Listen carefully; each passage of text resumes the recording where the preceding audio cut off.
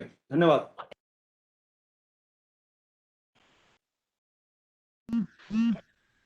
हम चर्चा कर रहे थे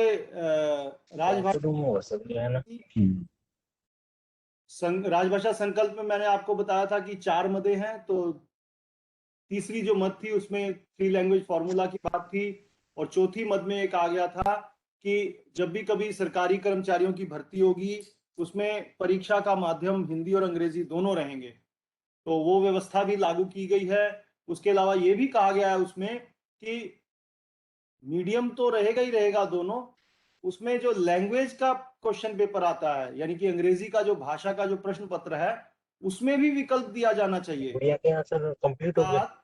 जब कोई क्लर्क वगैरह भर्ती होते हैं तो 4 प्रश्न पत्र लिए जाते हैं, उसमें अंकगणित होता है, एमएससी करेंगे तो और सामान्य ज्ञान होता है, और भाषा का अंग्रेजी का प्रश्न पत्र होता है। अच्छा, ये हरीश कुमार गोम्बर जी, आपका माइक चालू है। हरीश जी कृपया अपना माइक बंद कर लीजिए। Okay sir, okay sir. तो ऐसे में ये विकल्प जो दिया जाना चाहिए हिंदी या अंग्रेजी के प्रश्न पत्र का, वो अभी पूरी तरह से लागू नहीं हुआ। कई जगह लागू है, कई जगह नहीं है। तो ये संकल्प हो गया 1968, रेजोल्यूशन 1968। उसके बाद बचता है राजभाषा नियम, ऑफिशियल लैंग्वेज रूल्स 1976। ये सारी बेसिक्स मैं आपको बता रहा हूं, ये जरूर जानिए। राजभाषा क्यों ये हिंदी कार्यशालाएं की जा रही हैं, क्यों राजभाषा सरकार इतना पैसा भी खर्च करती है, इतने आयोजन भी करती है, इतनी औपचारिकताएं भी बना होती हैं, वो सब जानिए। तो राजभाषा नियम बहुत जरूरी है आप लोगों के जानने के लिए। ज्यादातर जो राजभाषा संबंधी निर्देश जारी होते हैं वो राजभाषा नियम पर आधारित होते हैं। ध्यान रखिएगा, जिस प्रकार से एलटीसी रूल्स हम फॉलो करते हैं ऐसे ही हमें ऑफिशियल लैंग्वेज रूल्स भी फॉलो करने हैं। ये हमारे लिए बने हैं, ये शरद जी के लिए या जो हिंदी स्टाफ के लिए नहीं है, केवल सबके लिए हैं, भारत सरकार के सभी अधिकारियों और कर्मचारियों के लिए। जो रूल्स आपको एलटीसी के बारे में फॉलो करने हैं वही रूल राजभाषा के बारे में भी फॉलो करने हैं। तो क्या है समझ लीजिए, इसमें कुल 12 नियम, कोई बहुत लंबे चौड़े नियम नहीं है, केवल 12 नियम, 12 रूल्स हैं। तो 12 नियम में क्या है, जैसे सबसे पहला तो यही है कि सरकार ने भारत के जो राजभाषा नीति के कार्यान्वयन की दृष्टि से या पत्राचार की दृष्टि से देश के राज्यों को, प्रदेशों को तीन भागों में वर्गीकृत किया है। कौन से हुए, कोई बता सकता है कि कौन कौन से रीजन है राजभाषा के कार्यान्वयन की दृष्टि से? मोहनलाल शर्मा जी कृपया आप लीजिए, आपका माइक अक्सर खुला। मोहनलाल शर्मा जी सुन रहे हैं क्या? तो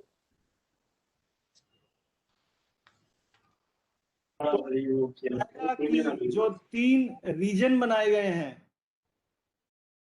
जो ऑफिशियल पॉलिसी के मद्देनजर जो क्षेत्र बनाए गए हैं,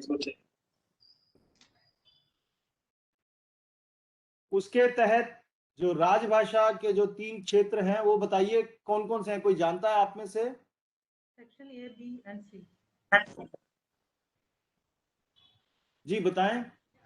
मोहनलाल जी आप अपना माइक बंद कीजिए, आप अक्सर भूल जाते हैं।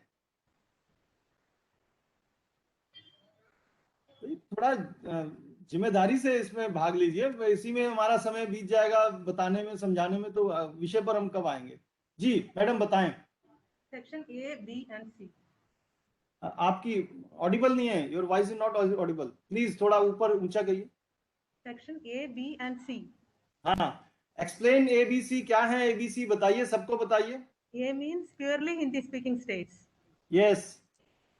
B means at least I am not completely aware, sir. Okay, no problem, I will explain. And C? Non Hindi speaking. Okay. देखिए सुनिए समझिए, a region means Hindi speaking states, Hindi भाषी राज्य उत्तर भारत में, नॉर्थ इंडियन में जो हिंदी स्पीकिंग स्टेट्स हैं वो सभी क क्षेत्र में आते हैं। ठीक है, note, please note it. Andaman Nicobar,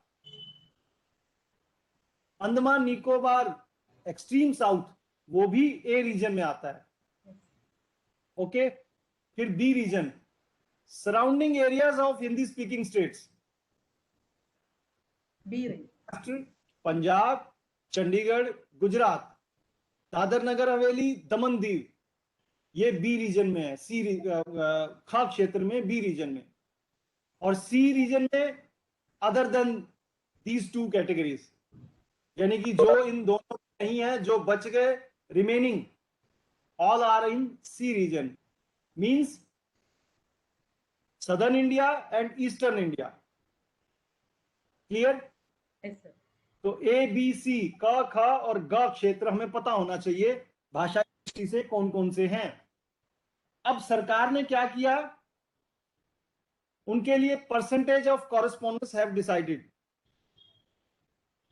for a region 100% correspondence would be in Hindi only for A region, Hindi speaking states 100%, and for B region जो खा क्षेत्र में महाराष्ट्र, गुजरात, पंजाब, चंडीगढ़ से जो जुड़े हुए हैं, उन्हें कम से कम न्यूनतम 90% पत्राचार, 90% correspondence would be in Hindi minimum. Okay, it may be 100%, no problem, minimum 90%. और जो सी रीजन है उसके लिए 55% मूर्ति साहब, minimum 50% is required in your office. Yes, sir. Okay. We will do it, Please sir. try to comply it. Yes, sir. Yes, sir. Yes, sir. Take steps to implement it. Yes, sir. Okay. Yes, sir. Okay, thank you sir.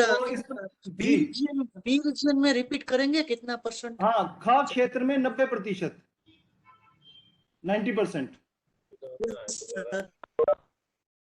तो यदि आपके यहाँ पर ये अगर कम है तो इसे ठीक और इसमें सुधार कीजिए। देखिए, ये प्रतिशतता सदी आती है, उसको इसके अनुसार प्रतिशतता आपके पत्राचार की मिलती है, तो वो बहुत प्रसन्न होकर जाती है। यदि वो नहीं होती तो अनॉयड होती है, नाराज होती है, फिर एक्सप्लेनेशन भी लेती है। तो इसलिए आपको इंश्योर करना है।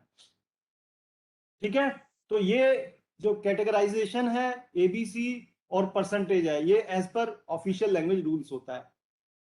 फिर उसके बाद rule 5 says that you must reply Hindi in of the letters received in Hindi. If you receive letter in Hindi you must reply in Hindi, यानी कि हिंदी में प्राप्त पत्रों का उत्तर अनिवार्य रूप से हिंदी में ही देना है। Are you following it, implementing it? Okay, अच्छी बात है। You must adhere to it, इसमें कोई कमी नहीं होनी चाहिए, इसका जरूर पालन करें। ठीक है, अब rule 3 says that if you receive letter in English from A and B region, you must understand, if you letter receive from A and B region and this is in English, those office, I repeat, office situated in A region and this office receive English letter from A and B region, they must reply in Hindi. मैं दोबारा बोलता हूं, यदि आपका कार्यालय क क्षेत्र में है, आप गाजियाबाद में बैठे हैं, दिल्ली में बैठे हैं, छत्तीसगढ़ में बैठे हैं, और आपको चिट्ठी आ जाती है गाजियाबाद से, दिल्ली से, छत्तीसगढ़ से या हरियाणा से, आप इसका उत्तर अंग्रेजी में आ जाती है तो भी इसका उत्तर हिंदी में देना है। कारण क्या है कि ए और बी रीजन में हिंदी को प्रमोट करना है, बढ़ावा देना है। यदि ए और बी वाले इंग्लिश में भी पत्र भेजते हैं, वो हिंदी में समझ सकते हैं। आपको इनिशिएटिव लेना है उनके लिए क्या करना है, उनको अगर इंग्लिश में भी आ जाता है तो रिप्लाई आपको हिंदी में देना है। मतलब आपके लिए ऑप्शन है ही नहीं, भले ही इंग्लिश में आए, ए रीजन वालों के लिए आपको चाहे इंग्लिश में आए चाहे हिंदी में आए, जवाब तो हिंदी में ही देना है आपको। ए और बी रीजन से अगर चिट्ठी आती है, सी से आती है तो आप जवाब इंग्लिश में दे सकते हैं।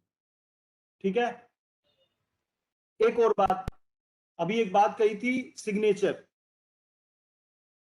कोई ऐसा letter which is in English but signed in Hindi,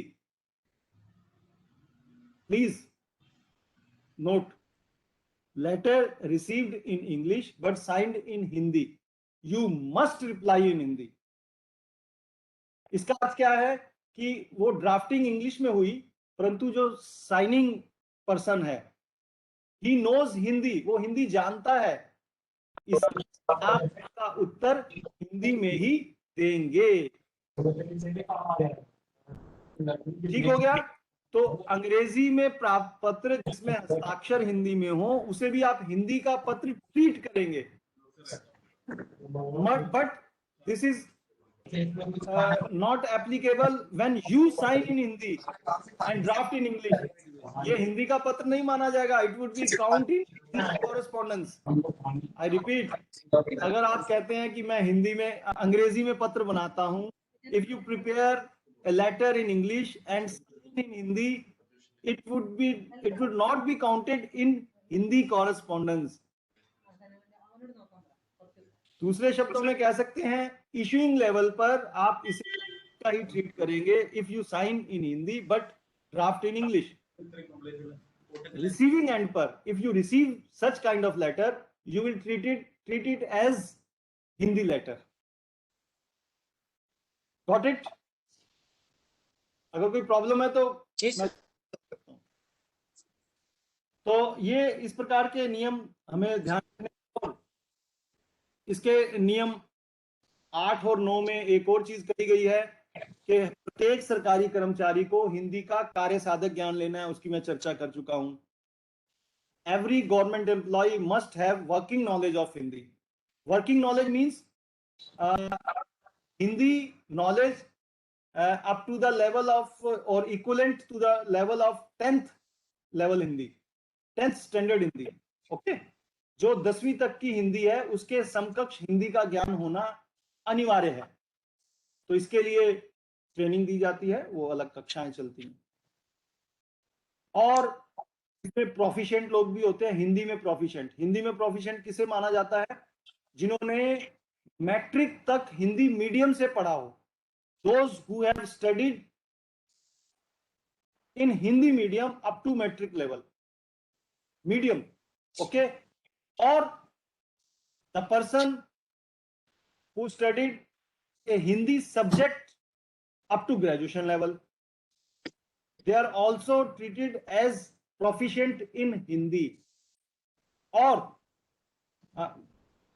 जो proficient व्यक्ति है, जो हिंदी में प्रवीण है, उसे 100% कार्य करना ही है। Those who are proficient in Hindi, they must work 100% in Hindi. It is mandatory for them। और ऑफिस हेड जो है वो हर साल उन्हें एक इंडिविजुअल ऑर्डर इश्यू करता है। आई रिपीट, ऑफिस जो administrative head shall issue individual order every year to work 100% in Hindi, whosoever is proficient in Hindi। Okay, जो भी आप यस पूछिए जी। सर एन पटेल राजकोट जी, दोबारा मैं सुना नहीं, क्या हुआ? दोबारा रिपीट। सर जो रिक्रूटमेंट बने हैं, हाँ, वो ये हिंदी के जो प्रावधान है उससे कमेंट उसके हिसाब से नहीं बने, मुझे ऐसा लगता है। आप जैसा बिल्कुल आप ठीक बोल कह रहे रहे हैं, रिक्रूटमेंट सर- रूल्स इसके साथ नहीं है, बिल्कुल ठीक कह रहे हैं। परंतु सर मेरा ये निवेदन है कि कोई भी रूल डेरोगेटरी नहीं होना चाहिए, हाँ, है ना? एक बेसिक प्रोविजन से डेरोगेटरी नहीं होना चाहिए। तो मेरा निवेदन है सर कि इसके बारे में कुछ किया जाए। बिल्कुल ठीक कह रहे हैं। कुछ कंट्राडिक्शन है कहीं कहीं पर जो नहीं होना चाहिए, क्योंकि देखिए इसको इंप्लीमेंट करता है official language department, ministry of home affairs. और जो डीओपीटी है वो कई बार ऐसे रूल्स फ्रेम कर देती है जो कंट्राडिक्टरी हो जाते हैं। तो ये कुछ है, लैकुना है, आई अंडरस्टैंड, मगर होगा, ठीक हो जाएगा, नो प्रॉब्लम, ये भी होगा। पार्लियामेंट्री कमेटी इसको वॉच करती रहती है, तो होगा। तो साथियों, ये ऑफिशियल लैंग्वेज रूल्स का 11 भी समझ लीजिए। रूल 11 क्या है? उसमें जितने भी प्रिंटिंग मटेरियल है, जितने भी नोटिस बोर्ड हैं, जितने भी साइनेजेस हैं, जो भी आपके जो ऊपर साइन बोर्ड हैं, वे सभी के सभी बाइलिंगुअल या एज पर रिक्वायरमेंट ट्राइलिंगुअल भी हो सकते हैं। और बाइलिंगुअल का फॉर्मूला मैंने बता दिया, Hindi must be bold, bigger and above English. Okay, ये चीजें ध्यान रखनी है आपको, स्टैंप में भी, साइन बोर्ड में भी, नोटिस बोर्ड में भी, सब चीजों में। ये रूल 11 कहता है। और लिटरेचर जो भी छपना है वो भी बाइलिंगुअल छपना है। और रूल 12 मोस्ट इंपॉर्टेंट, रूल 12 क्या कहता है? Administrative head would be the responsible person to implement the official language policy in his office. उसी की जिम्मेदारी है, जो भी प्रशासनिक प्रधान होगा उस कार्यालय का, उसको अपना पोस्टल सिस्टम तो वेल अरेंज रखना ही है, हिंदी को भी रखना है साथ साथ। अपना सारा जो काम है, जो अपने ऑफिस का, जो डिपार्टमेंट का जो काम है, वो हिंदी में करवाना है। This is the duty of the office head. वो ये नहीं कह सकता कि मैं अपनी डाक व्यवस्था को देखूं या हिंदी को देखूं, हिंदी को तो हिंदी अधिकारी देख लेगा, हिंदी ट्रांसलेटर देख लेगा। No, no excuse. वो कहते हैं कि आपको ऑफिस का काम करना है, पोस्टल डिपार्टमेंट बहुत अच्छे से संभालना है, मगर हिंदी में संभालना है। You adopt what ever strategy you find suitable for you. तो ये स्ट्रेटेजी आपकी होनी चाहिए कि कैसे हिंदी में करना है और कैसे हिंदी में करवाना है। जवाबदेही उन्हीं की है। तो ये रूल 12 सबसे इंपॉर्टेंट है। इसीलिए पार्लियामेंट्री कमेटी जब आती है, वो सीधा 1 to 1 ऑफिस हेड से बात करती है, किसी ट्रांसलेटर से कुछ नहीं कहती, किसी ऑफिसर से बाद में पूछती है, परंतु 1 to 1 सीधा ऑफिस हेड से ही कम्युनिकेशन, उससे बातचीत, सवाल जवाब, इंटेरोगेशन सब उसी से होता है। तो इसलिए जो भी आप इसमें से ऑफिस हेड बने हुए हैं, जुड़े हुए हैं, वे विशेष ध्यान दें। जितनी भी मैंने आपको बताई, मैंने आपको जो प्रोविजंस बताए हैं, official language provision, these all are official language provisions. आप उसे एंश्योर कीजिए, उसकी हेल्प लीजिए, अपने हेडक्वार्टर से कांटेक्ट कीजिए, मुझसे संपर्क कीजिए, मैं आपको अपना कांटेक्ट नंबर भी दूंगा। कोई भी प्रॉब्लम हो आप जरूर लीजिए। देखिए, हम ऑफिशियल काम कर रहे हैं तो ऑफिशियल पॉलिसी से करेंगे ना। कोई, this is not our personal work, we are doing our work as official capacity and it should be in official manner. और ऑफिशियल मैनर क्या है? ऑफिशियल लैंग्वेज पॉलिसी है, उसके अनुसार। ठीक है, क्लियर? तो अब मैं नेक्स्ट टॉपिक पर चलता हूं। My next topic is samples of Hindi correspondence. Hindi correspondence, Hindi पत्राचार के नमूने। ठीक है, types of Hindi correspondence. Okay, तो एनी क्वेश्चन प्लीज? कोई भी प्रश्न हो तो पूछ सकते हैं रिगार्डिंग दिस लेक्चर। नमस्कार एवरीथिंग इज क्लियर? सर। नमस्कार। गुड। तो मैं शेयर करता हूं अपनी presentation. Hello my presentation, have it. Hello.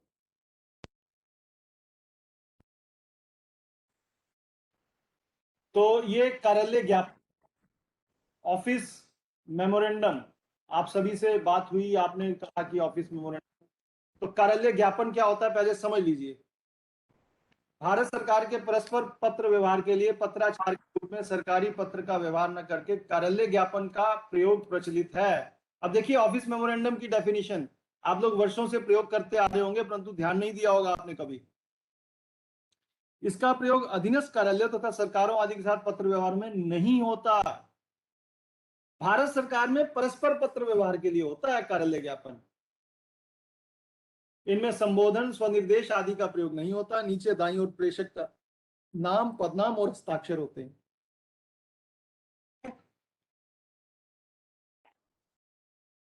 इसका प्रयोग प्रायः अंतर विभागीय पत्र व्यवहार में किया जाता है।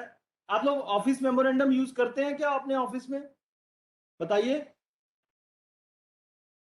ऑफिस मेमोरेंडम इस्तेमाल होता है आपके ऑफिस में? बताइए, Yes, sir. होता है ना? Yes, तो sir. इन सर्क्यूमस्टेंसेस में होना चाहिए। हालांकि थोड़ा सा डेविएशन हो सकता है, कोई दिक्कत नहीं है।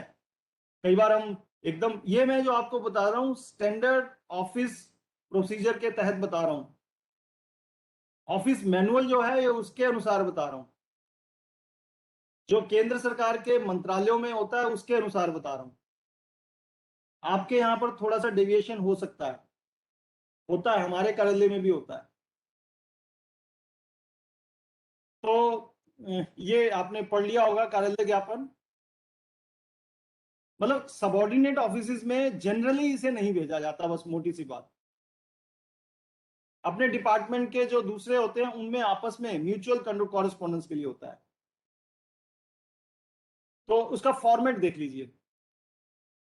सेंट्रल गवर्नमेंट में क्या होता है, संख्या यानी कि लेटर नंबर टॉप पे आता है, सेंटर टॉप। फिर भारत सरकार, ये मैंने सेंट्रल गवर्नमेंट का परफॉर्मा दिखा रहा हूं। आपके यहां पर डिविएशन होगा, कोई दिक्कत नहीं है। यहां पर कार्यालय ज्ञापन लिखा जाता है, यहां पर विषय लिखा जाता है। फिर जो कंटेंट है या फिर रेफरेंस जिसको कह सकते हैं, वो भी रेफरेंस दे सकते हैं। उसके बाद कंटेंट आ जाता है, आप देख सकते हैं कितना सिंपल लैंग्वेज में। अब देखिए, मैं एम्फेसिस दे रहा हूं लैंग्वेज, हिंदी लैंग्वेज, हिंदी भाषा कैसी होनी चाहिए पत्रों में। देखिए, सर आपकी आवाज नहीं आ रही है। अरे ओहो, आपने बताया ही नहीं। मेरी आवाज तो ठीक, अब आ रही है?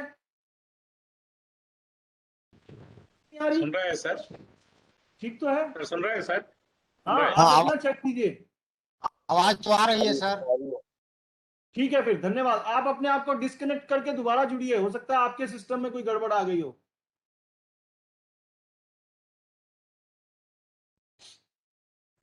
मैं आगे बढ़ता हूं। अब देखिए कंटेंट, देखिए हिंदी कंटेंट। इस संबंध में संशय व्यक्त किया गया है कि, संशय मतलब डाउट हैज बीन रेज्ड।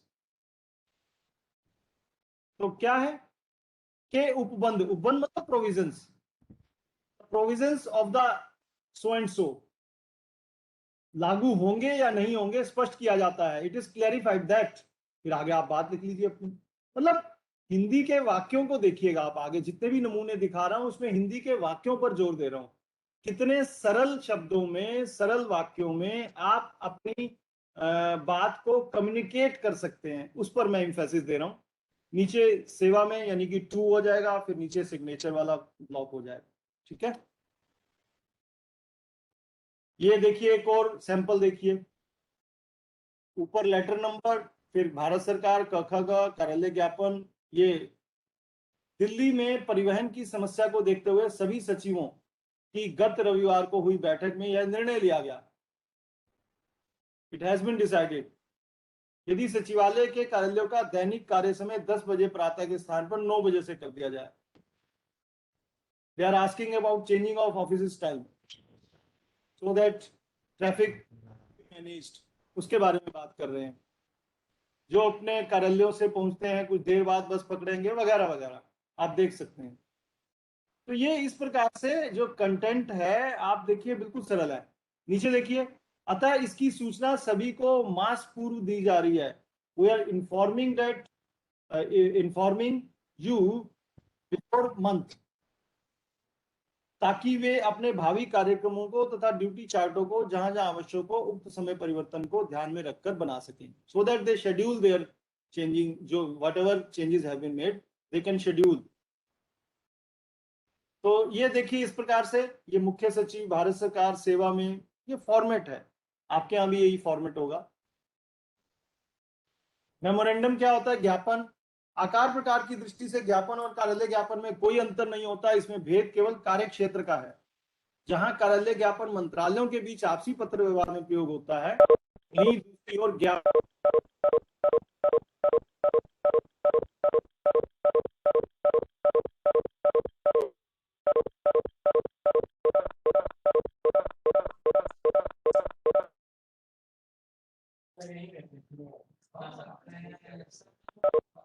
कुछ प्रॉब्लम हुई?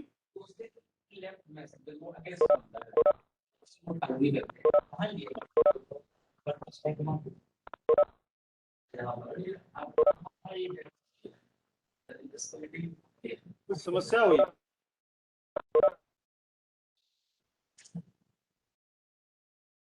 जी, दिख रहा है?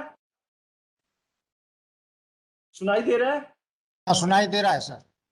दिख रहा है ना? पीपीटी दिख रही है? हाँ, हाँ दिख रहा है। ठीक है। तो ज्ञापन जो है वो कार्यालय से बाहर अधीनस्थ कार्यालयों, संबद्ध संस्थाओं या व्यक्तियों के साथ होने वाले पत्र का उपयोग होता है। जैसे कहते हैं ना मेमो इशू करना, तो वी इशू मेमो समबडी। तो जब इशू वो मेमोरेंडम इस टाइप का होता है, वो इंडिविजुअल लेवल पे भी हो सकता है, सबऑर्डिनेट के साथ भी हो सकता है।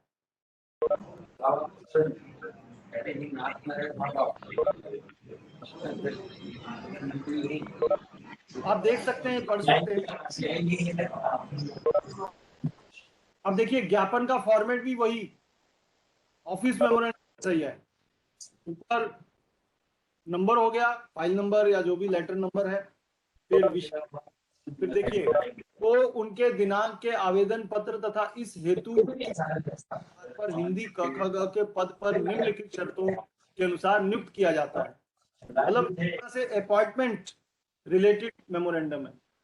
अपॉइंटमेंट देते हैं वो ज्ञापन के प्रारूप में देते हैं, ज्ञापन फॉर्मेट होता है वो। तो हिंदी में ज्ञापन बहुत अच्छा बन सकता है। रिमाइंडर, अब देखिए अनुस्मारक यानी कि रिमाइंडर, जब किसी पहले भेजे गए पत्र का उत्तर नहीं आता तो उस विषय में याद दिलाने के लिए जो पत्र लिखा जाता है अनुस्मारक कहलाता है। ध्यान रखिएगा, अनुस्मारक का प्रारूप वही होता है जो पहले भेजे गए पत्र का था, यानी कि the format of the reminder will remain same as earlier sent. जैसा पहला भेजा था उसी फॉर्मेट में होगा। सरकारी पत्र it would be in government letter, okay, same format रहना है, फॉर्मेट चेंज नहीं करेंगे। But reminder number 1, reminder number 2 on the top right corner, यानी कि सबसे ऊपर आपने लिखना है अनुस्मारक 1, 2। अब देखिए जैसे ये एक पत्र के रूप में अनुस्मारक गया था, तो संख्या भारत सरकार, फिर प्रेषक जो सेंड करने वाला है, डिस्पैचर है, तो आ गया सेवा में, फिर विषय कार्यालय में तैनात कर्मचारियों की संख्या। मुझे आपसे यह कहने का निर्देश हुआ है कि इस मंत्रालय के दिनांक इतना के संख्या के जवाब में हमें अभी तक पत्र प्राप्त नहीं हुआ है। तो उसने जब लेटर नहीं मिला तो उन्होंने एक तरह से रिमाइंडर इशू कर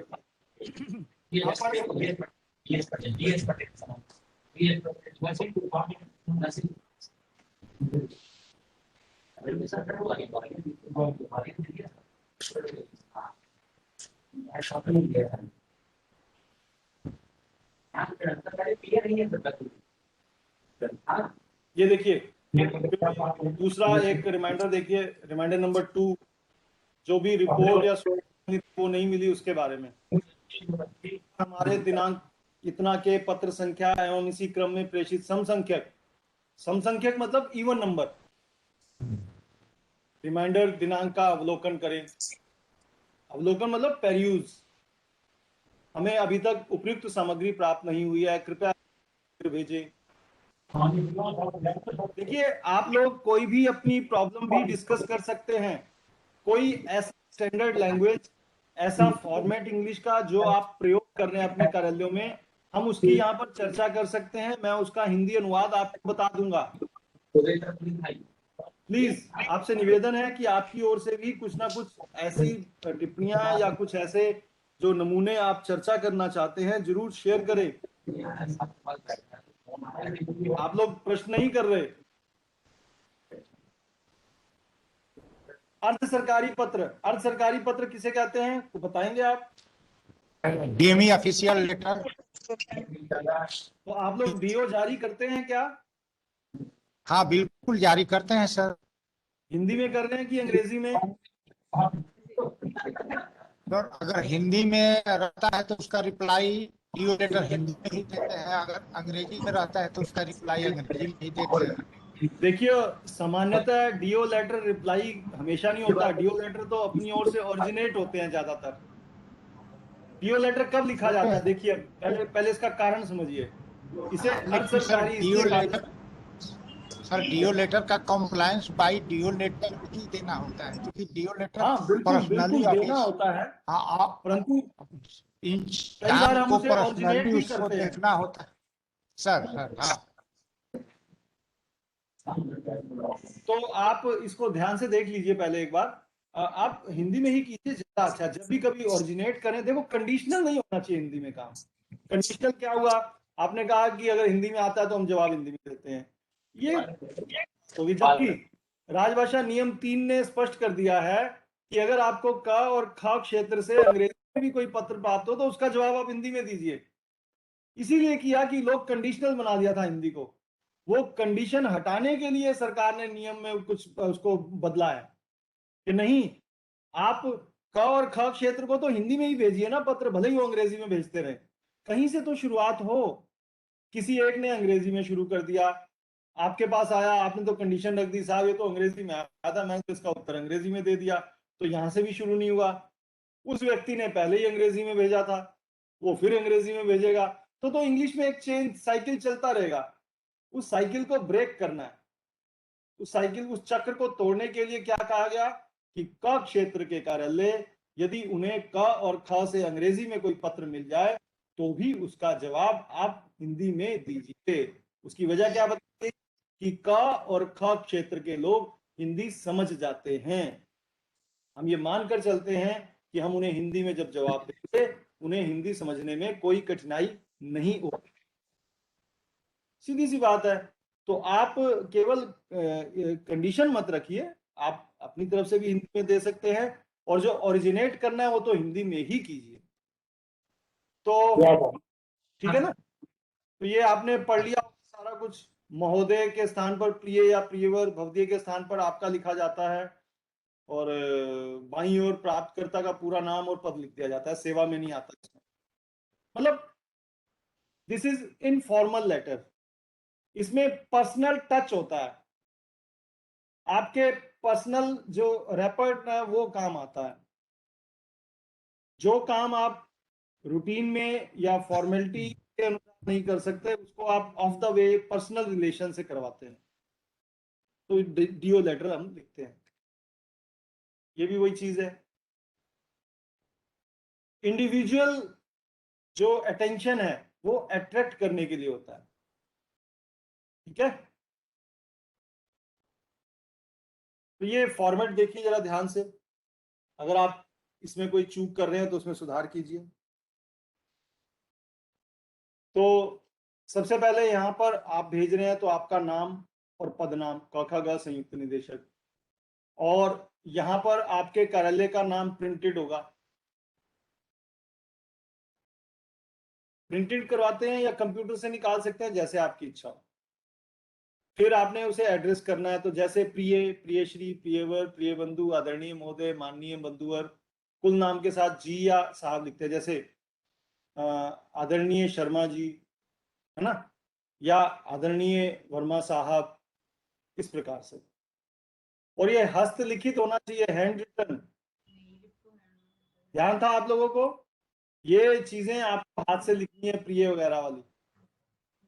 फिर नीचे आपने कंटेंट टाइप किया हुआ हो सकता है, के संबंध में निगम के इसी संख्या के दिनांक के पत्र को कृपया देखें। फिर नीचे आभार सूचक शब्द क्या है? सादर, सधन्यवाद, सस्नेह, शुभकामनाओं सहित, आदर सहित।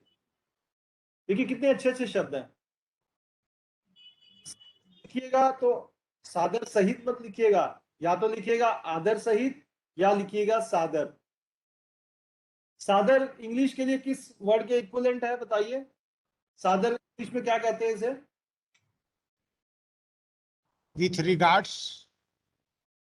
बिल्कुल सही, बहुत अच्छे। और शुभकामनाओं सहित? बेस्ट विशेष। Best wishes. हाँ, विद बेस्ट विशेस। तो आप इस तरह से ये शब्दों का प्रयोग कर सकते हैं। आप फोटो खींच के रख लीजिए इसकी। जब आप डीओ हिंदी में बनाएंगे तो इस प्रकार के शब्द लिखिएगा, प्रिय प्रिय बंधु, आदरणीय महोदय, सस्नेह, शुभकामनाओं सहित, आदर सहित, कुछ भी लिख दीजिए।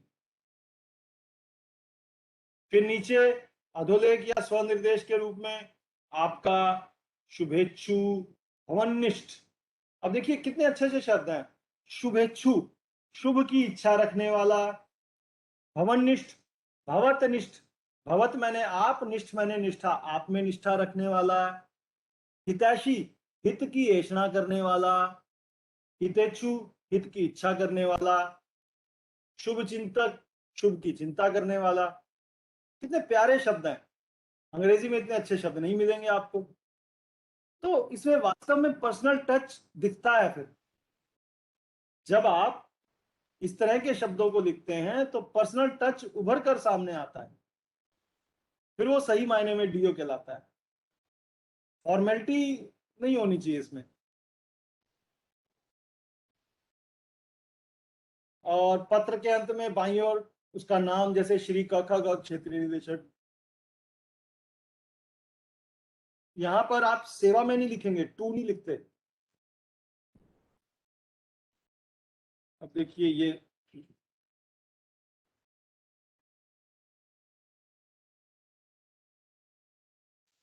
नमूना देख लीजिए एक और। इधर नाम आ गया, इधर भारत सरकार कार्यालय का नाम आ गया, इधर यूओ नोट संख्या, ये तारीख। आप इसी फॉर्मेट को फॉलो कर रहे हैं ना? कोई और अगर चेंज है तो बताइए, चर्चा करें। नहीं सर, इसी को फॉलो कर रहा है। ठीक है, तो प्रियवर, एक गलती हो रही थी हमसे, वहां पर टू लिखते थे, मतलब सेवा में लिखा जा रहा था उसे। नहीं लिखना। हाँ, अभी निकाल देंगे उसको। बिल्कुल, देखिए यही चीजें हैं, यही तो प्रशिक्षण का उद्देश्य क्या होता है। देखिए आपको एक बात बताऊं, आप लोगों को नामित किया गया, आपको पता नहीं है क्यों आपको नामित किया गया। To refresh the knowledge, to impart new information. ठीक है, जो धूल की चढ़ जाती है शीशे के ऊपर, मिरर होता है ना, मिरर के ऊपर धूल चढ़ जाती है कुछ कुछ समय बाद।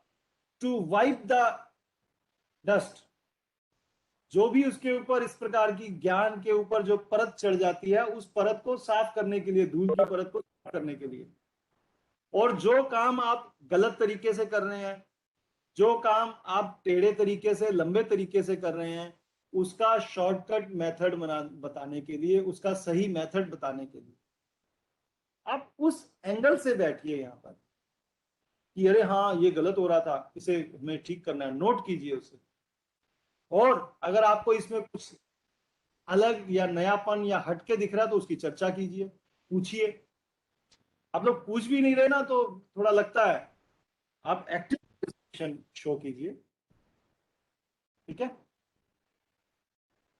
अजय सर, हल्का सा करना चाहता हूं। हल्का जो नहीं, नया पूरा मॉडल, पूरा कीजिए, बताइए। अच्छा सर, नया मॉडर्न में जो लेटर लिखने का ये है, तो जो आपका क ख ग घ है, इसको क्या हम लोग इधर अवश्य स के ऊपर एक इसमें ला सकते हैं सीधे में? नहीं, एक मिनट, आपका प्रश्न मुझे स्पष्ट नहीं हुआ, दोबारा कहिए क्या कहना चाह रहे हैं, मैं नहीं समझ पाया आपके प्रश्न को। सर, ये जो डीओ लेटर का फॉर्मेट है, हाँ तो हम नीचे में आपका क ख ग, हाँ, तो क्या इसको हम बाएं तरफ ला सकते हैं? नहीं, ये राइट पे ही रहेगा। दरअसल जो आप सर। कह रहे हो अच्छा प्रश्न है, ये आजकल की पीढ़ी पूछती है। आजकल के सर क्लास में जो लेटर ड्राफ्टिंग बताई जाती है ना, वो सर सब कुछ एक्सट्रीम लेफ्ट पे रहता है सब कुछ। जी सर क्यों सिखाया जाता है इसको? अमेरिकन स्टाइल बोला जाता है, पता है आपको? हमें, हमारे ऊपर अंग्रेजों ने राज किया था, तो हम ब्रिटिश पैटर्न ये वाला है जो आपके सामने है। परंतु अमेरिकन पैटर्न, अमेरिका, आपको पता है अमेरिकन अपने आप को सुपर इंटेलिजेंट समझते हैं ब्रिटिश की तुलना में। अमेरिका का गठन पता है कैसे हुआ? जो क्रीम थी ब्रिटेन की, वो क्रीम ही वहां जाकर बसी थी, उन्होंने ही अमेरिका को बनाया, तो वो अपने आप को सुपीरियर समझते हैं। वो कहते हैं कि COLOUR क्यों लिखते हो, COLOR लिखो ना। यू का मतलब क्या हुआ, कलर। यही चीज उन्होंने इसमें निकाली कि ये क्या जरूरत है दाएं बाएं लेफ्ट राइट कर्सर इधर लाओ कर्सर लाओ टैब लाओ ये करो। वास्तव में बात तो ठीक है, कितना समय नष्ट होता है फॉर्मेटिंग में। सर लेफ्ट साइड में रखा जाता है जब से ईमेल का चलन हुआ, जब से, ध्यान से गौर कीजिएगा, आप लोगों को नहीं पता होगा ये बातें जो मैं बता रहा हूं। ये जो लेफ्ट साइड में चलने का चलन शुरू हुआ ये ईमेल के कारण हुआ। जब आप ईमेल किसी को लिखते हैं ड्राफ्ट करते हैं तो उसमें राइट में जाने पर बहुत दिक्कत होती है, वो बिल्कुल बहुत दूर ले जाता है आपको। ईमेल के फॉर्मेट को देखते हुए सब कुछ लेफ्ट में लिखने का चलन शुरू हुआ। यही चलन अब बच्चों को पढ़ाया जाने लगा। जो बच्चे पढ़ के आया वो दफ्तर में आके पूछते हैं साहब ये राइट में क्यों है, लेफ्ट में क्यों नहीं कर सकते। भारत सरकार का जो स्टैंडर्ड फॉर्मेट है वो यही है। जब बदलेगा तो तब की तब देखेंगे, फिलहाल यही फॉर्मेट है। अगर आप लेफ्ट में रख देते हैं तो हालांकि अर्थ का अनर्थ नहीं हो रहा, इससे कोई अदरवाइज मीनिंग नहीं निकलेगा, बस फॉर्मेट बदल जाएगा। तो कुछ लोग इसमें आपत्ति कर सकते हैं, कुछ लोग नहीं करते। फिर भी बेहतर है कि हम आपत्ति पैदा ही ना होने दें, तो हम उसी पैटर्न को फॉलो करें जो पहले से चलता आ रहा है। मैं स्पष्ट कर पाया? बिल्कुल क्लियर सर। ठीक है, तो आप देख सकते हैं इस प्रस्ताव संबंधित रूपरेखा के प्रति साथ भेजी जा रही है, ये पूरा कंटेंट है। तो यदि आप अपने विचार अति शीघ्र भेजने की कृपा करें। अब इसके ना फॉर्मेट तो, हालांकि मैं कार्यशाला में फॉर्मेट नहीं बताने आया, ये फॉर्मेट तो ट्रेनिंग में बताया जाता है। जैसे इंडक्शन ट्रेनिंग होती है या रिफ्रेशर कोर्स होता है, उसमें होते हैं फॉर्मेट। जनरल ट्रेनिंग होती है, ये हिंदी की कार्यशाला है। अच्छी बात है, आप फॉर्मेट अगर जानना चाह रहे हैं मुझे कोई आपत्ति नहीं है, परंतु मेरा यहाँ उद्देश्य, प्राथमिक उद्देश्य फॉर्मेट बताना नहीं है। मेरा प्राथमिक उद्देश्य है उसके पत्राचार का कंटेंट हिंदी में किस भाषा और किस शब्दों के साथ हो, वो आप उस पर ज्यादा गौर कीजिए। फोकस मेरा वो है। आप उसके कंटेंट को पढ़िए, main body of the letter, जो उस पत्र का मुख्य भाग है उसे देखिए।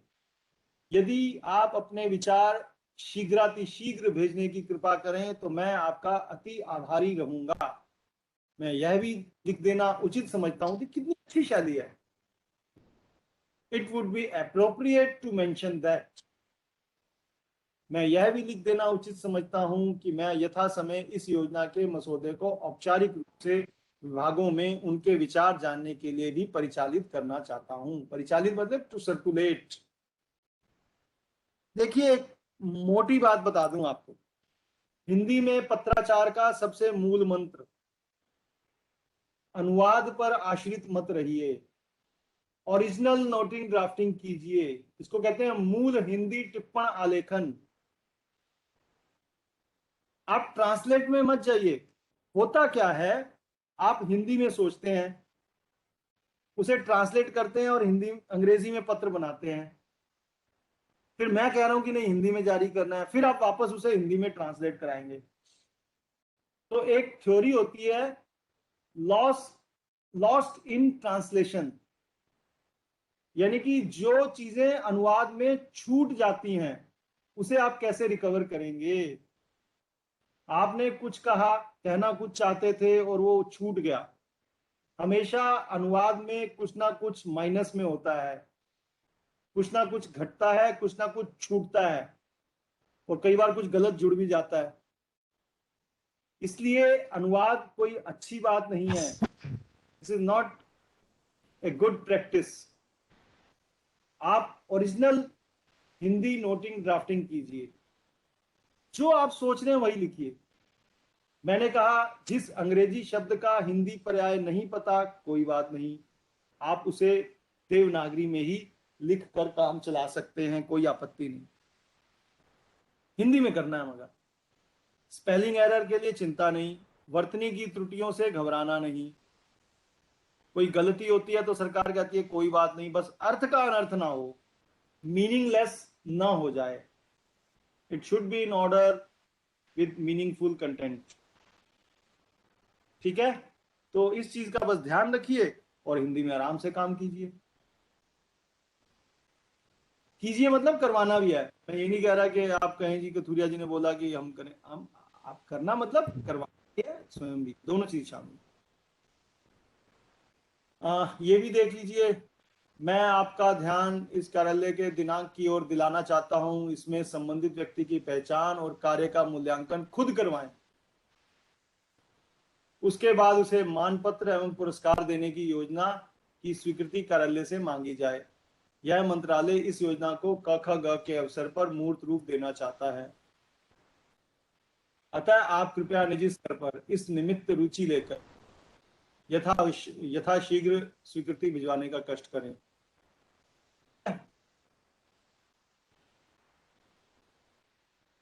अब नोटिफिकेशन आपके कार्यालय से आमतौर पर जारी नहीं होता होगा, क्योंकि वो मुख्यालयों से या मंत्रालयों से जारी होता है।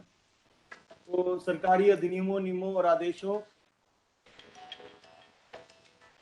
आदि की घोषणा, अधिकारों का सौंपा जाना, राजपत्रित अधिकारियों की नियुक्ति, छुट्टी, पदोन्नति आदि को राजपत्र में प्रकाशित करके, राजपत्र मतलब गैजेट, नोटिफिकेशन आमतौर पे गैजेट में पब्लिश होते हैं। आपको पता है गैजेट भी दो, एक राज्य सरकारों का होता है, एक केंद्र सरकार का होता है।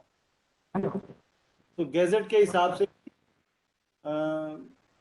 जांच आयोगों की नियुक्तियां, देखिए ये चीजें इसमें शामिल होती हैं, ध्यान रख दीजिए। रिपोर्टों की समीक्षा, परिणामों की सार्वजनिक घोषणा, ये सब राजपत्र में प्रकाशित कराई जाती है।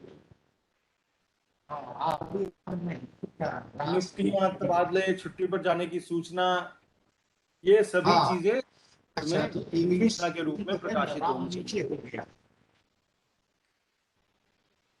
ये फॉर्मेट देख लीजिए। हाँ, एक पंक्ति में तीनों शब्द है ना, रास बिहारी। अच्छा, दूसरा चीज है कि सीपीएम नहीं, पोस्ट मास्टर। ये रासराम जी आपका हाँ, सब ठीक है, ठीक है, ओके ओके।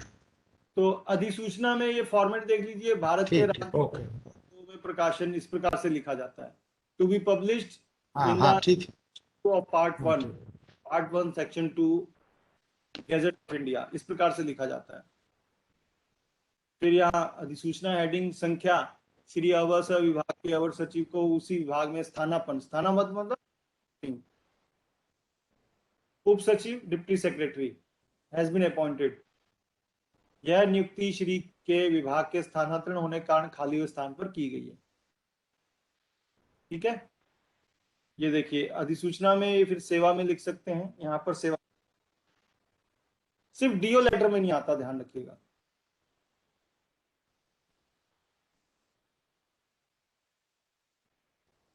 ये प्रतिलिपि क्या होता है, कोई बताएगा? प्रतिलिपि क्या होता है? Copy to. जी बिल्कुल सही। और एक छाया प्रति होता है। छाया प्रति क्या होती है? Photo state. हाँ, Xerox। फोटो, हाँ xerox, photo state, photo copy, कुछ भी कह लो। एक ये फॉर्मेट देख लीजिए। क ख ग की बढ़ती जमाखोरी को देखकर उचित दाम पर साधारणतः किसे पहुंचाने के लिए इसका प्रति किलो दाम 36 रुपए खुले बाजार में निर्धारित कर दिया गया है। वो रेट जो है फिक्स किया गया है ओपन मार्केट के लिए। इसके बारे में ये नोटिफिकेशन।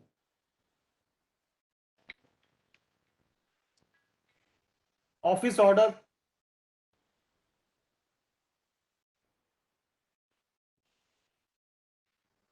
किसी भी प्रकार के आदेश को सूचित करना। नीचे अपना भवदीय, आपका वगैरह कुछ नहीं लिखना होता है, आपको पता ही है। ये देखिए फॉर्मेट, देखिए यहां सेवा में लिख सकते हैं, प्रति भी लिख सकते हैं, दोनों का अर्थ टू ही है। इस विभाग के स्थायी अवर श्रेणी लिपिक अवस को छुट्टी, अर्जित छुट्टी मंजूर की जाती है। ठीक है, सार्वजनिक छुट्टी जोड़ने की अनुमति भी प्रदान की जाती है। यह प्रमाणित किया जाता है कि छुट्टी की समाप्ति पर भी श्री अवस्था के उसी स्थान पर ड्यूटी पर लौटने की संभावना है जहां से वे छुट्टी पर गए थे। एक स्टैंडर्ड लाइन होती है, लिखनी होती है। काका अवर सचिव भारत सरकार, ठीक है। अवर सचिव को क्या कहते हैं?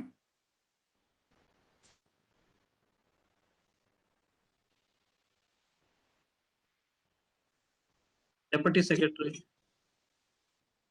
नहीं, डिप्टी तो हो गया, उप सचिव, अंडर सेक्रेटरी, अंडर सेक्रेटरी, ठीक है। अंडर सेक्रेटरी जो है वो डिप्टी डायरेक्टर के इक्विवेलेंट होता है कई जगह।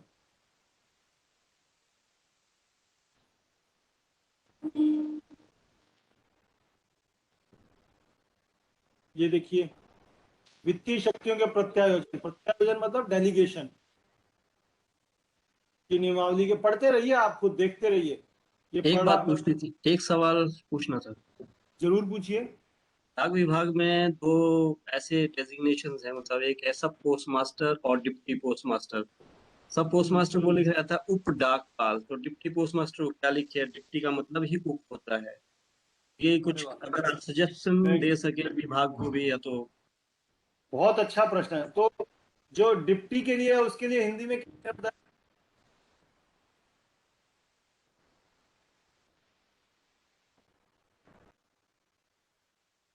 आपकी आवाज नहीं आ रही, कृपया बताएं।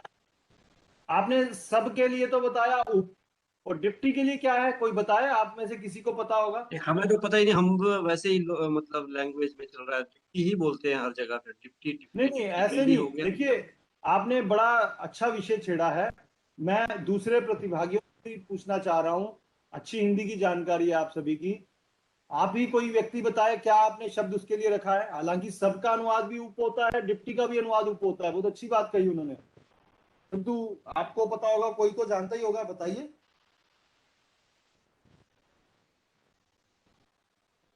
ये प्रचलन में नहीं है ना, मतलब मेरा कहने का यही है, ये प्रचलन में आ जाए, इसके लिए आपको देखिए, मेरे पास एक प्रशासनिक शब्दावली है, मैंने कहा था ना CSTT, जिससे मैं जुड़ा हुआ हूँ विशेषज्ञ के रूप में। मैं आपको इसमें देखकर बताता हूँ इसमें क्या कह रहा है। क्या बताइए जरा। अब पोस्ट मास्टर मतलब वो इंडिपेंडेंट इंचार्ज होता है किसी पोस्ट ऑफिस का, जबकि डिप्टी वो सबॉर्डिनेट होता है एक हायर अथॉरिटी पोस्ट मास्टर और सीनियर पोस्ट मास्टर के अंडर। इस स्थिति में ही इनका वर्गीकरण या इनका नाम रखा जाना चाहिए। नहीं, उसका पूरा डेजिग्नेशन क्या होगा? डिप्टी क्या बोला था आपने? कुछ बोला था ना पूरा डेजिग्नेशन। डिप्टी पोस्ट मास्टर मतलब डाकपाल। सहायक डाकपाल, सहायक होता है सब, सहायक तो असिस्टेंट होता है, असिस्टेंट। APM।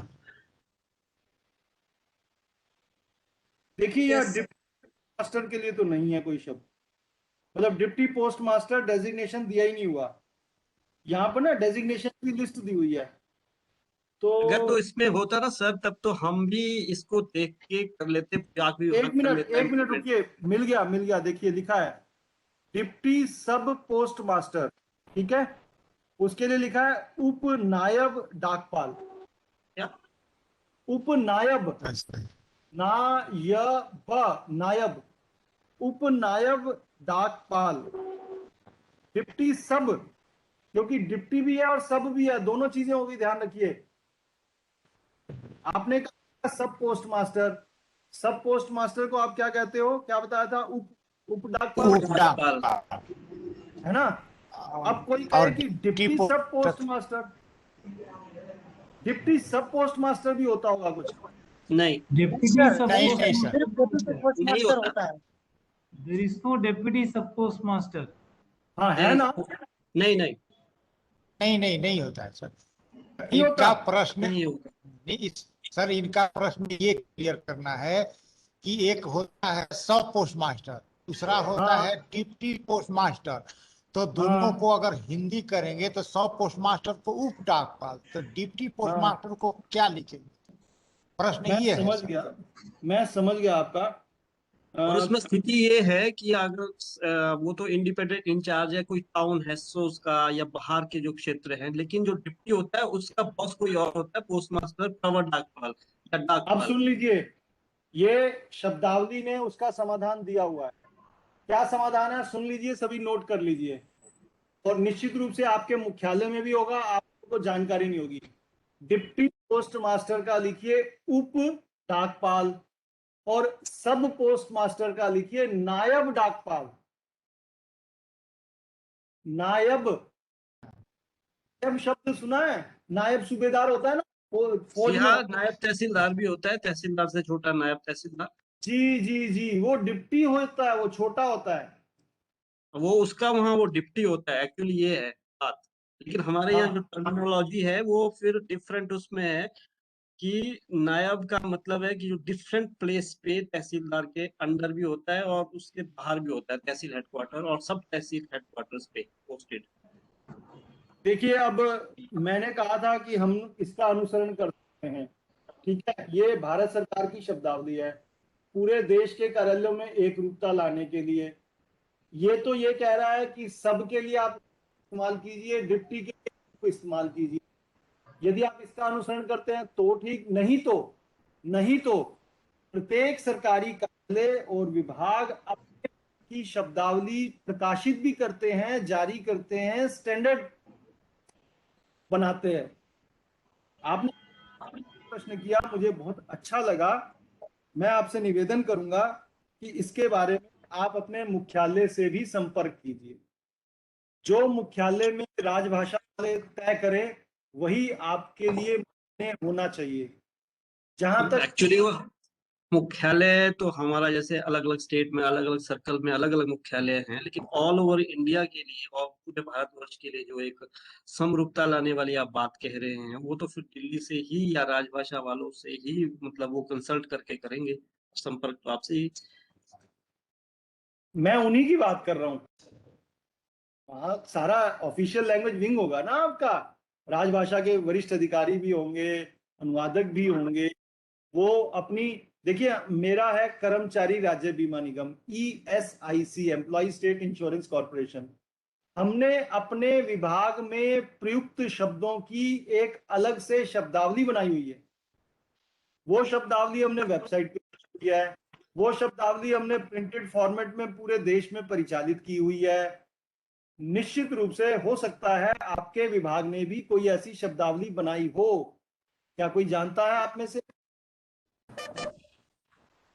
मैं सुनील कुमार सक्सेना उत्तर प्रदेश सर्किल से बोल रहा हूँ जी। 95 में डिजिग्नेशन को लेकर के एक नोटिफिकेशन जारी किया था डिपार्टमेंट ऑफ पोस्ट ने, और उसमें बिल्कुल क्लियर कर दिया था कि पोस्ट मास्टर को पोस्ट मास्टर ही हिंदी में लिखा जाएगा। जैसे कि हमारे समय डाक महाअध्यक्ष बोलते थे, उसके लिए मना कर दिया गया था, कहा गया था चीफ पोस्ट मास्टर जनरल ही लिखा जाएगा और पोस्ट मास्टर को पोस्ट मास्टर ही लिखा जाएगा। इसलिए ये भ्रांति जो पैदा हो रही है, ये पुराने आदेश न उपलब्ध होने की वजह से शायद हो रही है। इसको ध्यान में रखा जा सकता है। नहीं, मैं तो आमंत्रित कर रहा हूं, मैं कह रहा हूं जो व्यक्ति जानता है वो अपनी बात रखे, ताकि मगर प्रामाणिक सूचना होनी चाहिए, ऑथेंटिक होनी चाहिए। मैं जो भी बोल रहा हूं, जो मेरे सामने है, मैं उसके आधार पे बोल रहा हूं। और क्योंकि प्रयोक्ता विभाग आपका है, आपका अपना विभाग है, उसने जो निर्धारित किया हुआ है वो सबसे ऊपर है। यदि आप कोई अपनी बात रखें मंच पर तो वो प्रामाणिक होनी चाहिए, उसमें कोई लोचा नहीं होना चाहिए, गड़बड़ नहीं होनी चाहिए। अगर आप कह रहे हैं आपको पता है तो आप सबको बताइए, और पूरे आत्मविश्वास से बताइए, संदर्भ देते हुए बताइए, ताकि सभी यहां से उस चीज का उसे अपनाएं, समझ करके आगे बताएं लोगों को। इन्हें एक बार दोबारा से रिपीट करने को कहिए कि कहाँ कहाँ थोड़ा सा फिर इंस्पेक्शन हमारा अच्छा हो जाएगा। आपकी आवाज कट भी रही थी, आपकी आवाज सुनाई नहीं दी थी। आप दोबारा से पूरी बात दोहराएं। सर्कल से जुड़े हैं। मैं यूपी सर्किल से हूँ, सुनील कुमार सक्सेना। आपकी आवाज कम क्यों आ रही है? आपका माइक क्या दूर रखा हुआ है क्या आपसे? थोड़ा माइक नजदीक ला, आपकी आवाज कम आ रही है, धीरे आ रही है। अब आ रही है आवाज? हाँ ठीक है, बोलिए। मैं सुनील कुमार सक्सेना यूपी सर्किल से हूँ, एडी पोस्टल लाइफ इंश्योरेंस का पद पे हूँ इस समय। मैं ये बता रहा था कि 95 में डाक महानिदेशक के द्वारा ये निर्देश जारी किए गए थे पद को लेकर के कि चीफ पीएमजी के पद, पोस्ट मास्टर से रिलेटेड जितने भी पद हैं, चाहे वो चीफ पोस्ट मास्टर हो या पोस्ट मास्टर हो या सब पोस्ट मास्टर हो, जितने भी पद हैं वो उसी नाम से हिंदी में भी लिखे जाएंगे। उप डाकपाल, डाकपाल या डाक महाध्यक्ष लिखना बंद कर दिया जाए, ये निर्देश जारी किए गए थे। जहाँ तक प्रमाणिकता की बात, चूंकि 95 में जिस ब्रांच में मैं रहा हूँगा उस समय देखे थे, आज की तारीख में लेटर्स या वो इंस्ट्रक्शंस मेरे पास उपलब्ध नहीं है, लेकिन वो मेरे ख्याल से मुझे डाक महानिदेशक मैंने इसलिए अगर पूछा कि मुझे मालूम नहीं था, हमारी date of entry in the department और 95 ही है, तो आप हमसे पहले वो इम्प्लीमेंट हो चुका है, शायद हमें नहीं था मालूम। हमारी एंट्री ही 95 में हुई जी जी जी विभाग में। तो थैंक यू, आपने बहुत अच्छी जानकारी दी, मुझे नहीं मालूम। Okay okay, thank you. Okay, चलो देखिए, मैं इसमें बात कहना चाहूंगा। सुनील कुमार जी, आप बताइए, यदि सब पोस्ट मास्टर लिखना हो तो सबको देवनागरी में स और ब लिखेंगे? जी, बिल्कुल इसी प्रकार से लिखने के आदेश है। हमारे यहाँ जो सर्किल का हेड होता है उसको चीफ पोस्ट मास्टर जनरल बोलते हैं। पहले हिंदी में उसको डाक महाध्यक्ष लिखा जाता था, लेकिन आज की तारीख में चाहे हिंदी में लिखना हो या इंग्लिश में लिखना हो, वो चीफ पोस्ट मास्टर जनरल ही लिखा जाता है। चलिए, ये आपकी टिप्पणी हो गई, आपके विचार हो गए उस 1995 के आदेश के अनुसार, ठीक है ना? सर बिल्कुल। फिर भी मैं व्यक्तिगत स्तर पे अनुरोध करूंगा, एक बार हिंदी पदनामों की पुष्टि अपने मुख्यालय की राजभाषा शाखा से करा लें। आपने सभी को जानकारी दी, आपने पत्र का हवाला दिया, मैं उसमें कोई दखल नहीं दे रहा। फिर भी एक निवेदन कर रहा हूं, निवेदन इसलिए कर रहा हूं कि जो सब और डिप्टी शब्द जो हैं, आप कह रहे हैं कि उन्हें देवनागरी में लिखकर प्रयोग किया जाए। हिंदी इतनी गरीब और संकुचित भाषा नहीं है कि वो इनके हिंदी पर्याय न दे पाए, इसलिए मुझे थोड़ा सा आश्चर्यजनक लग रहा है। कोई बात नहीं, मैं दखल नहीं दे सकता आपके विभाग में, परंतु एक अवश्य कर सकता हूं कि एक बार इसकी पुष्टि करा ली जाए। जितने भी प्रतिभागी हैं वो इसका प्रयोग करने से पहले, जैसा इन सज्जन ने कहा, सुनील कुमार जी ने, उसको प्रयास करने से पूर्व कृपया अपनी मुख्यालय की वेबसाइट देख लें, या तो, क्योंकि मैंने आपके मुख्यालय की वेबसाइट देखी हुई है और उसमें जो हिंदी वर्जन है उसमें देख लीजिए, उसमें जो राजभाषा वाला पोर्शन है उसमें देख लीजिए, क्या पता उसमें शब्दावली हो। नहीं तो फोन करके तो पूछ ही सकते हैं, फोन कोई कठिन नहीं है। वहां पर राजभाषा वाले किसी भी व्यक्ति से पूछिए कि भाई इसका हिंदी पदनाम क्या है, विशेष रूप से डिप्टी और सब के संदर्भ में, उसे ही प्रामाणिक मानिएगा। कुछ और कहना चाहते हैं सुनील जी?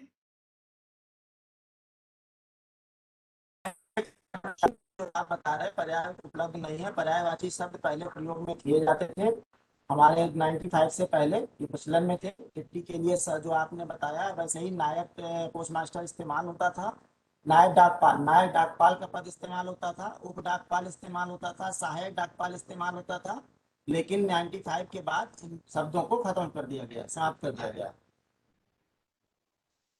चलिए, होगा फिर भी। जी कुछ कहना चाह रहे हैं आप? मोहन जी, आपकी आवाज नहीं आ रही। मोहनलाल शर्मा जी, आप बोल तो रहे परंतु सुनाई नहीं दिया।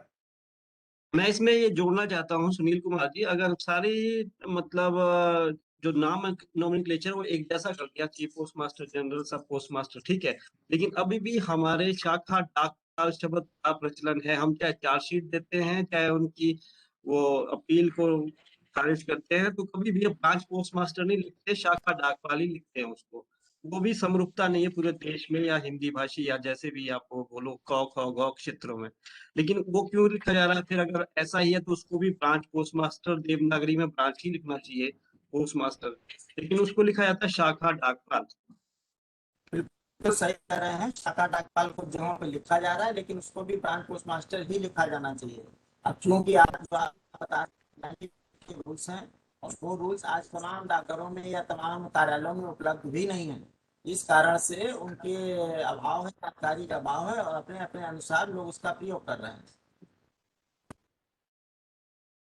इसका लेकिन मतलब एक सर बात तो हिंदी में ये सब राज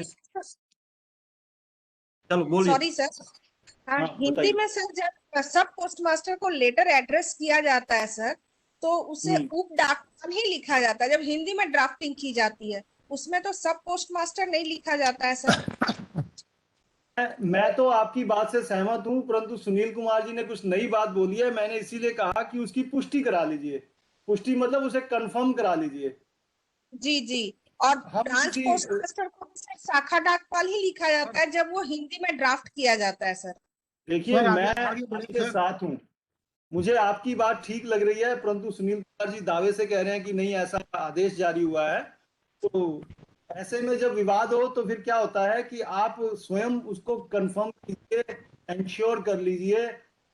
फोन आजकल एक अच्छा माध्यम है, या 95 वाला पत्र है तो उसको भी खंगाल लीजिए, कहीं से मिल जाए तो उसको भी देख सकते हैं, या फिर जो भी स्थिति हो वेबसाइट भी देख सकते हैं आप। अब इसमें हम ज्यादा समय नहीं लगाएंगे, परंतु एक सार्थक चर्चा की, अच्छी बात है, ऐसी चर्चाएं होनी चाहिए।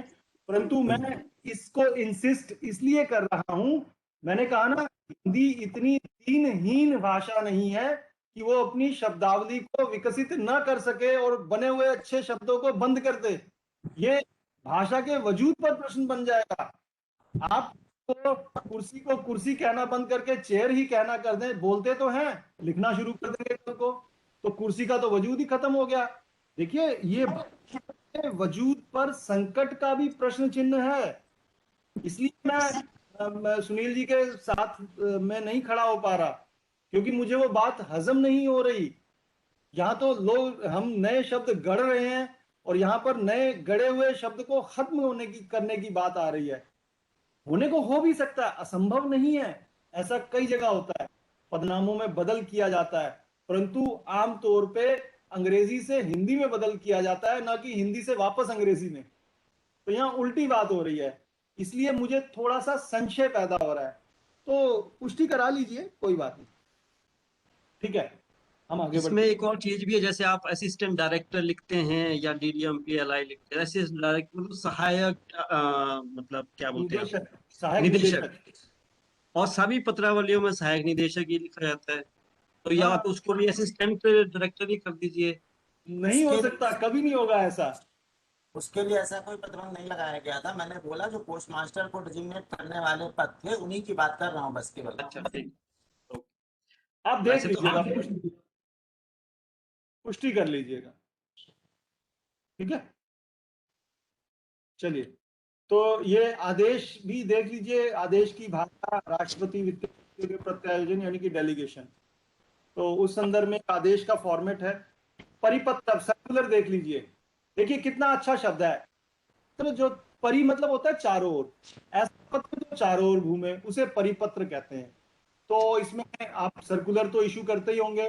अब इसमें क्या क्या चीजें ध्यान रखने योग्य हैं वो ध्यान दीजिए। देखिए, सबसे ऊपर कार्यालय का नाम, संख्या, दिनांक, परिपत्र, फिर विषय, फिर उसके बाद क्षेत्र निदेशक के अनुमोदनानुसार ये जो टॉपिक है जो आपने लिख दिया, और जो भी प्रति नीचे टू जिसको कहते हैं, और नीचे यहाँ पर देखिए स्वलेख नहीं आएगा, यानी कि भवदीय आपका वगैरह नहीं आएगा, ठीक है।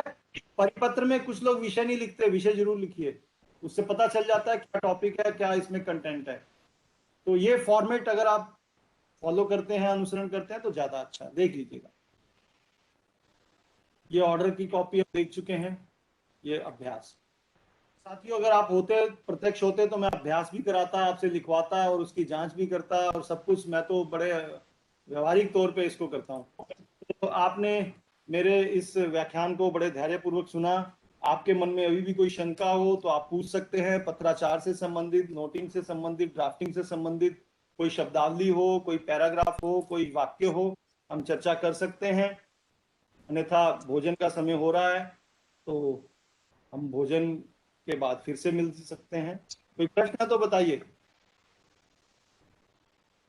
चलिए, काफी सार्थक चर्चा रही, आप लोगों ने एक्टिव पार्टिसिपेशन इसी प्रकार का होना चाहिए। तो बताइए, अब कितने देर बाद हमें दोबारा मिलना है? जी 2:30 बजे। 2:30 बजे तो बहुत देर हो जाएगी, 2:15 बजे मिले क्या? ठीक है। जो 1 घंटे का भोजन अवकाश पर्याप्त है मेरे विचार से, क्यों शरद जी?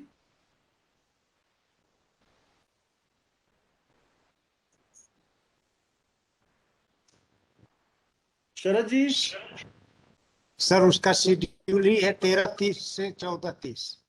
Yes sir. चलिए ऐसा आपको शेड्यूल मिला हो, मुझे शेड्यूल नहीं मिला, मुझे नहीं पता। यस सर, 1:15 पे या 1:15 पे हम कर सकते हैं लंच, और 2-2:30 बजे हम लोग दोबारा मिले सकते हैं सर। ठीक है, फिर 2:30 बजे मिलते हैं, यस सर। क्योंकि मेरे पास ज्यादा था। कोई बात नहीं, जैसा आपका कार्यक्रम बना हुआ आप वैसे ही कीजिए। तो 2:30 से नहीं सर, ऊपर अगर आप कंटिन्यू करना चाहते हैं तो 1-1:30 बजे तक हम कर सकते हैं सर। नहीं, जैसा आप- मेरा ये विषय समाप्त हो गया, मैं अगले विषय को जल्दी शुरू करना चाहता हूँ, मैं ये आग्रह कर रहा था।